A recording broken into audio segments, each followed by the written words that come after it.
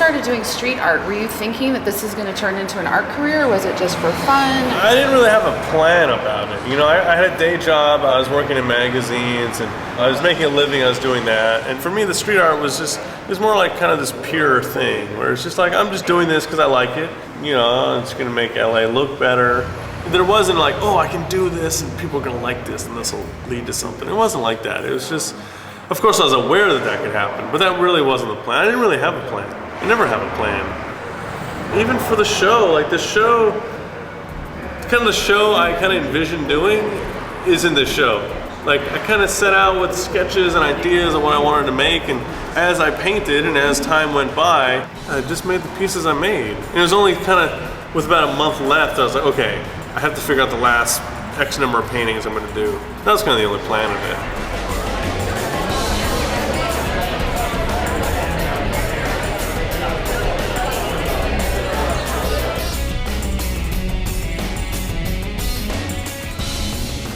And then there's this one, which has like 49 different characters in it.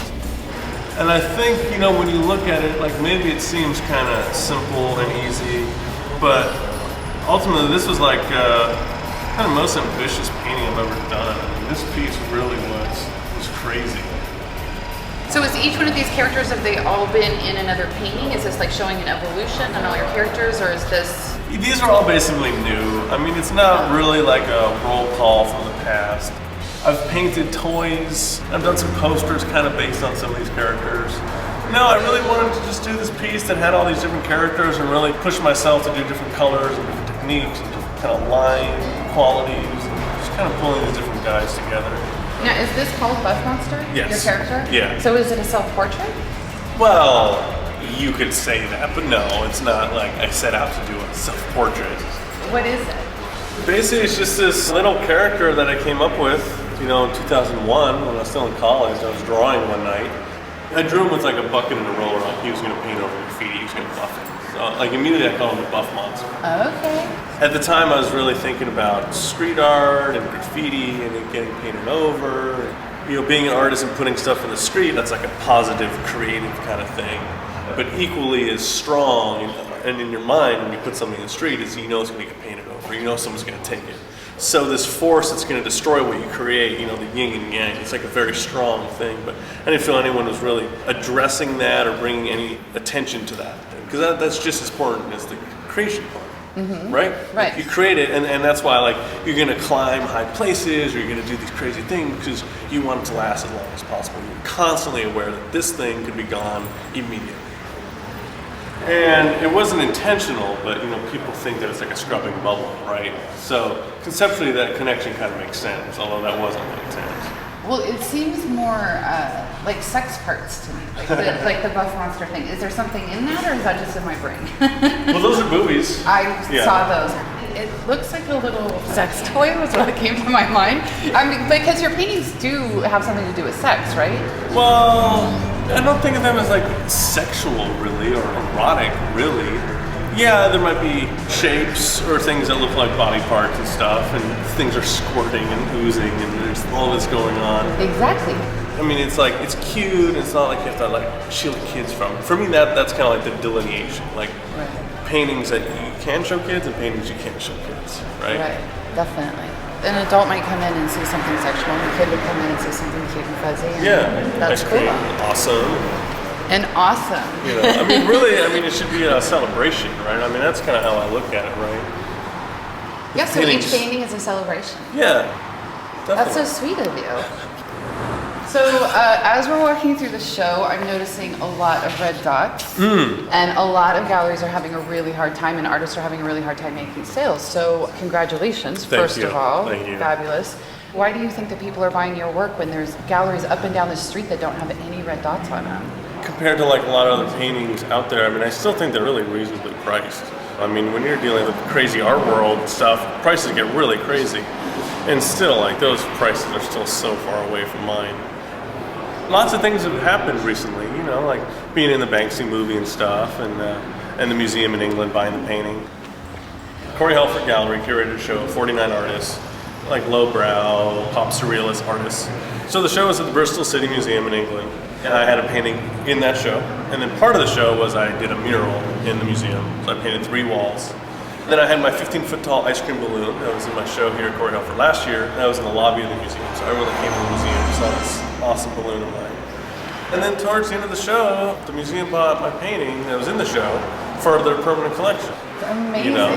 Yeah, of course. I feel validated. I feel honored. Like, I'm just like, dude, that's amazing. Like, for hundreds of years, that painting's going to be hanging in that museum and people are going to come see. And that goes back to the street art thing, because now it's like I achieved the permanence that I always wanted. After making all this work that doesn't last in the streets, and you never know where paintings end up, I know where this one's going. You know, that one's staying there. There's a lot of stuff going on. Oh man, I just got invited, man. Fucking 2 weeks, Rome. Really? In a month, I'm going to Rome for 2 weeks. Kind of be like a featured artist in a couple events they're doing. I'll do some live painting, I'll paint a toy, and then they have like a Comic-Con thing the following week, and I'll be the featured artist for this thing. Yeah, and then like the day I leave is actually the day that all the art for the big Sanrio show coming up is due. You know, the big company that has like 200 or 300 characters, Hello Kitty being their biggest one, but they have all these characters. Are you doing new work for the Sanrio show? Yeah. Wow. When will you have time to do that? Exactly. Okay. Yeah.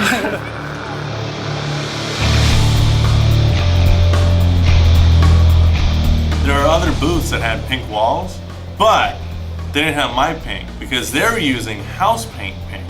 And house paint pink isn't as good as my pink. Did you ever use pink right out of the tube, or are you creating all of these different shades? They're custom. There is a Buff Monster pink using just pink pigment. Oh, that's amazing. But what happens is you put like 3 coats down and it looks red. Yeah. Well, I'm a little bit curious about the Sanrio characters. So these characters are already created by one of their designers. Yeah. You know, how much leeway do you have when you're doing a Sanrio character? I can do whatever I want. I mean, they don't want anything that's like really violent or pornographic or something. So as long as you're not doing something like that, it's fine. Some of these characters like Hello Kitty have been around for 35 years. It's like, I can't draw a better Hello Kitty. It's not so much about my take on Hello Kitty as like changing her. It's more just kind of treating her with reverence and doing a little bit my way, but honoring all the history of the character. Right, you're taking Hello Kitty and putting it into your own environment, taking the character and putting it in. Yeah. Kind of like a dream project of mine is to find, maybe it's not Baskin Robbins, maybe they're not so, you know, liberal, but get some sort of ice cream brand, like let's do a Buff Monster flavor, let me paint in 10 of your stores, and let's do some fun, cool thing.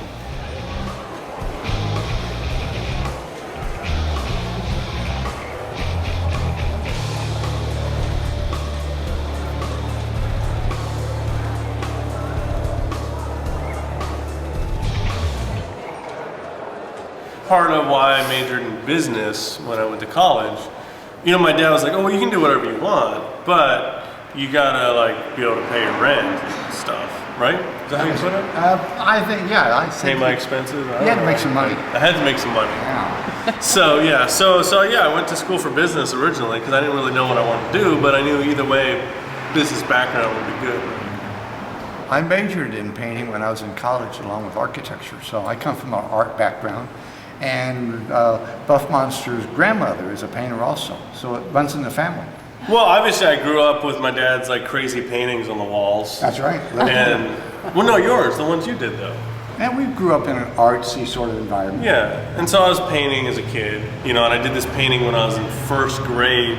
It's actually kind of funny because it actually doesn't look terribly different from some of the stuff I still do today. Is this a diamond head? Yeah, Diamond Head. So Diamond Head's a mountain in Hawaii.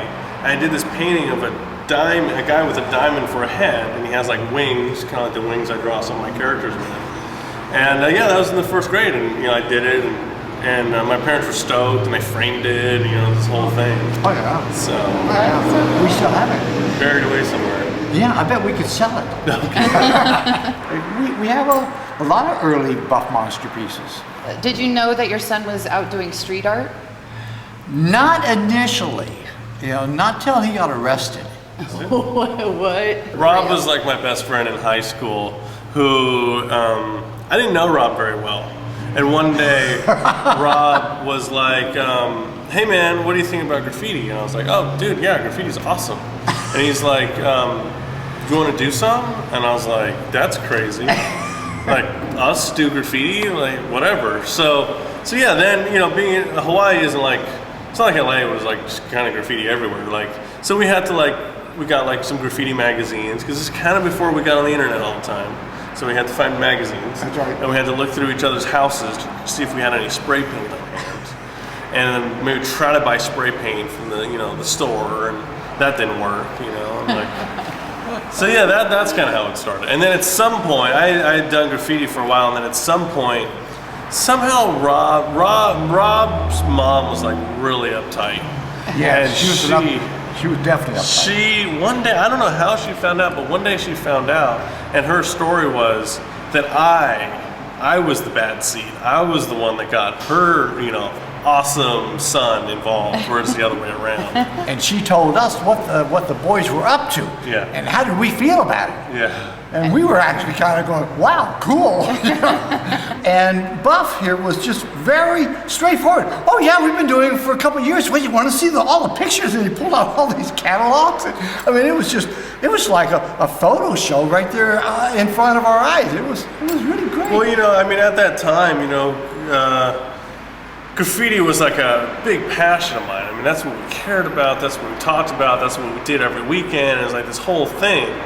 And then, of course, I had to hide it from my folks. Right, you did a good job. So, you know, when the time came where obviously I couldn't hide it anymore, it was like a big relief. Like, oh, cool, now I don't have to deal with this hiding thing anymore. Come out of the closet.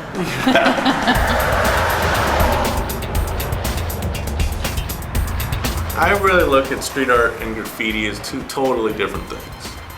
Graffiti is a specific system of writing a name far and wide, high and big, and as much as you can do. In street art, it's not that same game. I see street art as like a gift in a way. Yes, it can be a self-centered thing, but it can also be a selfless thing in that you're improving the environment in a way that, let's say, graffiti doesn't.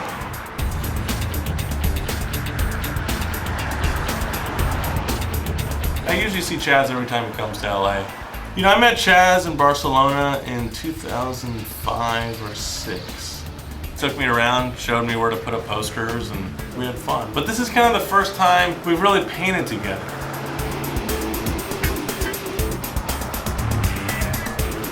I think sometimes, you know, with art, you have to like know about art, or you have to know, oh, what's this person interested in?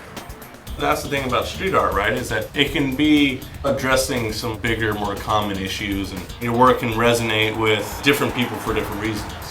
So, you know, it's open to everyone, and that's the fun part about it, right?